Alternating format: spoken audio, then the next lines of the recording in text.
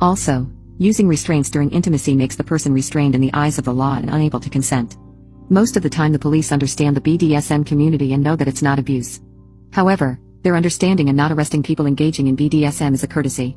If a police officer decided to follow the law to the T, they'd arrest the person engaged in the act. So, she advised us not to speak to any of my family members or the police until she met us both and established a way of protecting my husband. As for my husband, his boss at work told him that my family has been calling them, mocking them for hiring a wife beater. And if he can't solve these issues, he'll have to fire him. After my family called the police on my husband, they came to our house. Then things took a turn for the worse. We live in a relatively small town and most people know each other, so news travels fast that I'm in an abusive relationship. Everyone in my family now knows that my husband abuses me, and the reason that he hasn't been arrested yet is because I'm too afraid to come forward. So, my entire family is now pressuring me.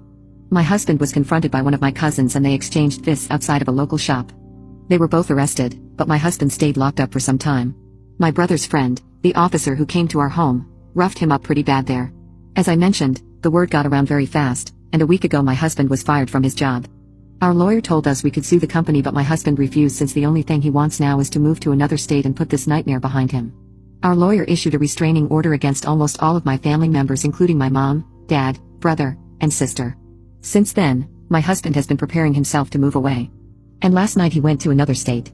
He'll be staying with one of his childhood friends till he finds a place to rent. He told me to stay for a bit and not follow him right away because he needed a break from everything.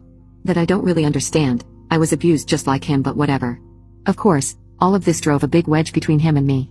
A couple of nights before we got into a fight, he said that if I hadn't suggested and encouraged him to get into the BDSM with me, none of these things would have happened. Then we both exchanged some hurtful words. Well, now he's in another state. And he hasn't picked up my calls since yesterday.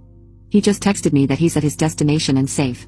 Before he left, he told me that if I chose to follow him he would never engage in any kind of BDSM activity with me again. And that I need to think about it clearly to decide if I want to remain married to him or not.